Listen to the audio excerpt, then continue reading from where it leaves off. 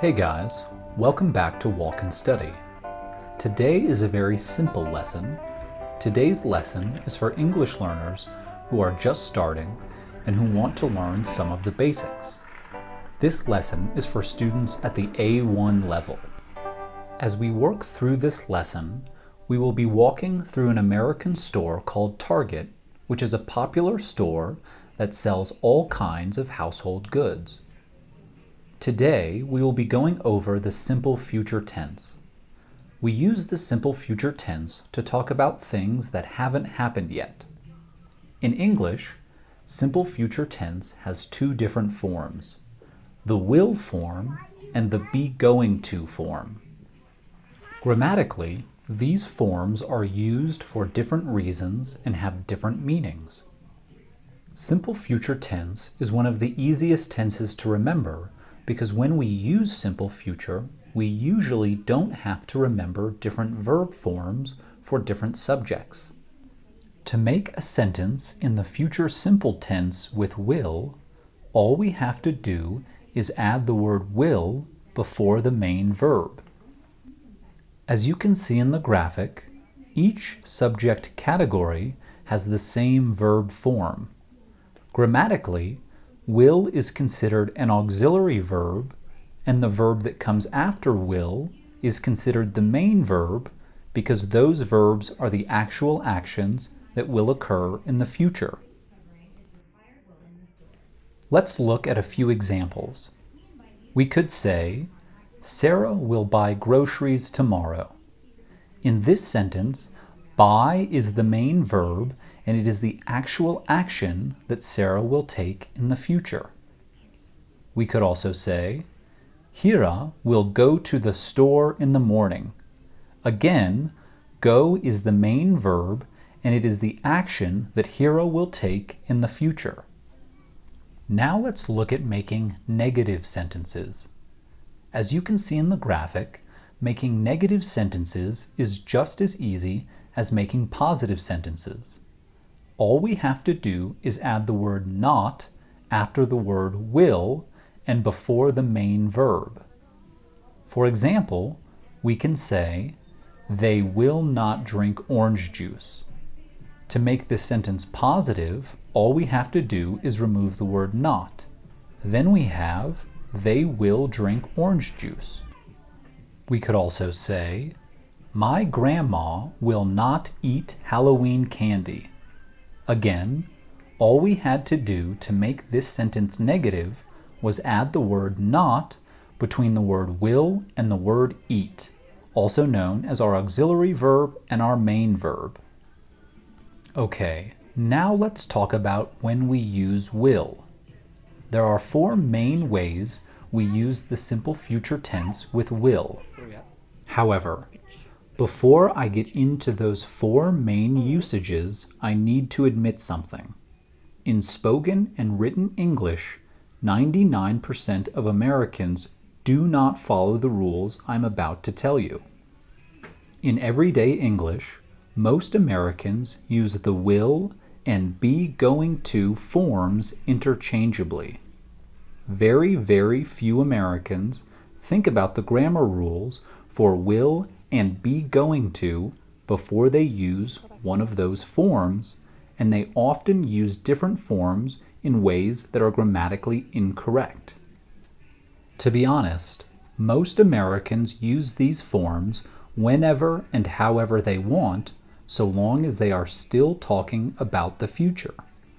So although there are rules, very few Americans follow them. For new English learners, I think it's important that you all work to learn all the rules of English grammar, but I don't want the rules to scare you.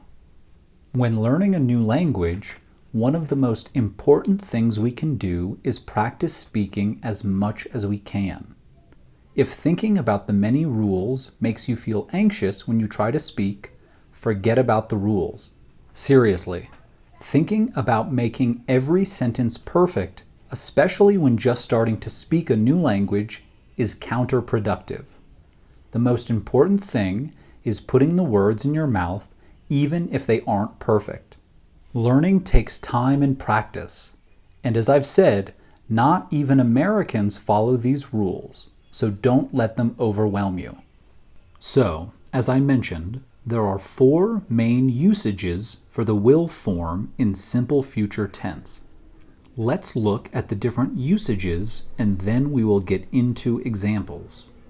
As you can see in the graphic, we use will with spontaneous decisions, also known as things we have just decided to do, for predictions, for promises, and for requests. Okay, now let's look at examples for each usage. First, we can use will to talk about decisions we decide to make right now, also known as spontaneous decisions. For example, you might be trying to decide with your friends what you want to do tonight since you don't have any specific plans already. In this case, you might say, "Come on, we will go to the movies." Since the decision to go to the movies is made in that moment without any planning beforehand, you use will. One thing to remember, in spoken English, Americans will almost always use the contraction or short form, so the sentence would be, "Come on, we'll go to the movies." Now imagine you're at home with your family and you are thinking about what to eat for dinner. In this case, you might say something like, "I know, we will make macaroni and cheese for dinner." Since you are making the decision to make macaroni and cheese in that moment without a plan, you would use the will form. Again, in spoken English, the short form would be used, giving us, "I know, we'll make macaroni and cheese for dinner." Second, we often use will to make a prediction or a guess about the future. For example, you might say, "I think the summer will be very cold this year." Since you are making a prediction, in this case, a prediction about the weather this summer, you use will. Another example might be, "I think Liverpool will win the Champions League this year." Since you are making a guess that Liverpool will win the Champions League this year, you use will.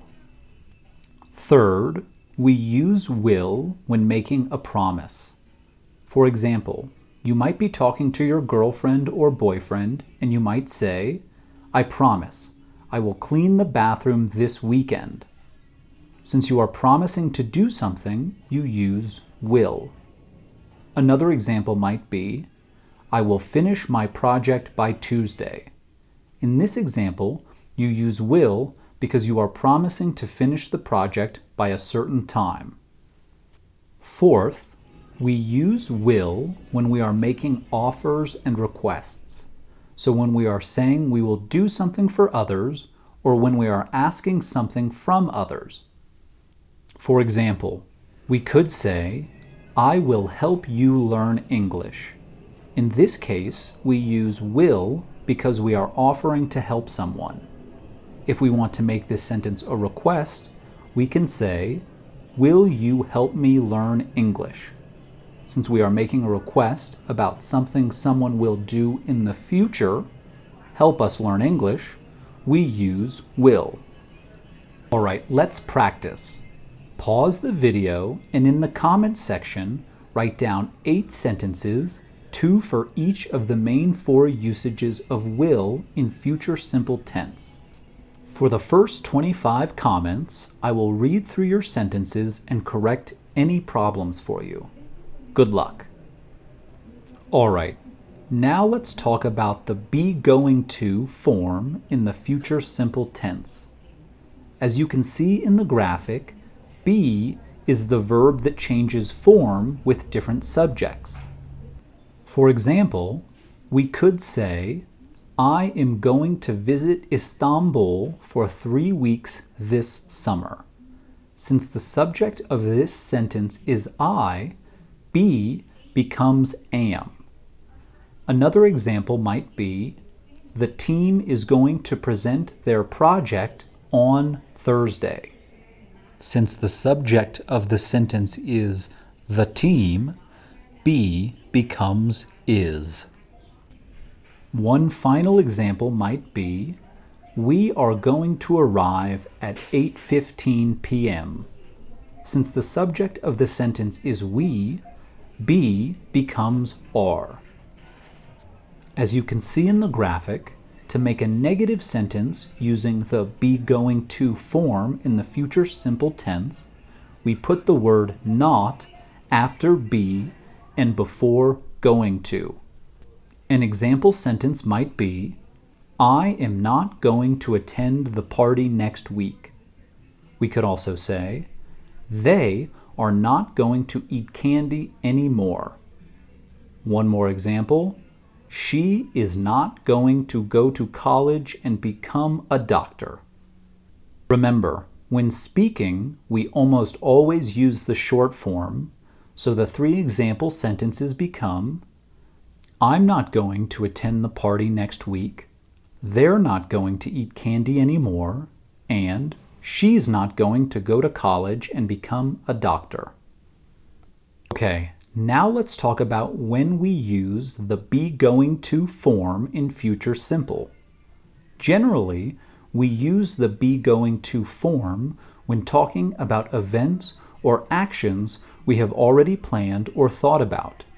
So we use be going to when there is more certainty around our plans.